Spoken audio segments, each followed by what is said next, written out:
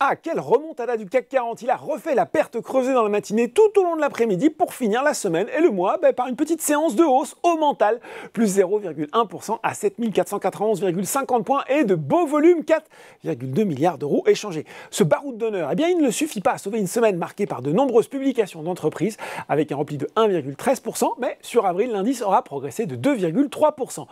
À Wall Street, c'est vert aussi à 17h45, plus 0,48% pour le Dow Jones, et vert un petit peu plus timide pour le Nasdaq, plus 0,12%. À noter les derniers chiffres d'inflation.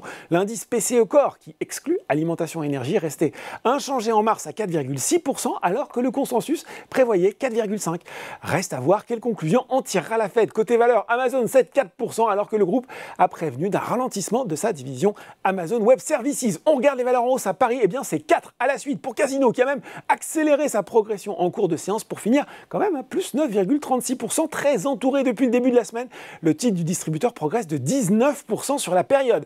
Atos reste bien orienté dans la foulée de sa publication trimestrielle. Le groupe a par ailleurs annoncé aujourd'hui le lancement d'un programme d'achat d'actions et profite d'un relèvement de recommandation. C'est Invest Securities qui est passé de neutre à achat avec un objectif de cours ajusté de 19 à 18 euros, compte tenu, je cite, des solides réalisations du premier trimestre 2023. C'était bien aussi pour SEB, selon les investisseurs, même si l'activité du spécialiste du petit électroménager a baissé de 4,9% au premier trimestre à 1,82 milliard d'euros, les objectifs 2023 ont été confirmés. Sur le CAC 40, Engie vient en tête devant Saint-Gobain qui profite d'un chiffre d'affaires trimestriel supérieur aux attentes et un maintien des perspectives pour l'exercice en cours, notamment celui d'une marge d'exploitation comprise entre 9 et 11%. Du côté des valeurs en baisse, c'est Rémy Cointreau qui boit un peu beaucoup la tasse après avoir dévoilé pourtant un chiffre d'affaires en croissance organique de 10,1% à 1,55 milliard d'euros pour son exercice 22-23 et confirmer son objectif d'une croissance organique forte de son résultat opérationnel courant sur la même période. Mais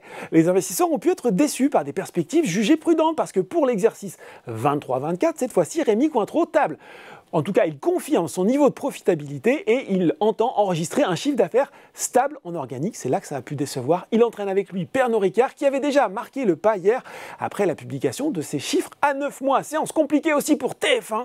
Une publication trimestrielle marquée par un chiffre d'affaires consolidé en recul de 14,5%, pénalisé par le repli de presque 10% des recettes publicitaires. Là aussi, pourtant, objectif annuel maintenu enfin sur le CAC 40 en plus de Pernod Ricard. Sanofi reste mal orienté après la publication trimestrielle d'hier. Voilà, c'est tout pour aujourd'hui. Vous vous en doutez, pas de débrief lundi 1er mai. Profitez bien de votre grand week-end et en attendant, n'oubliez pas tout le reste de l'actu éco et finance est sur Boursorama.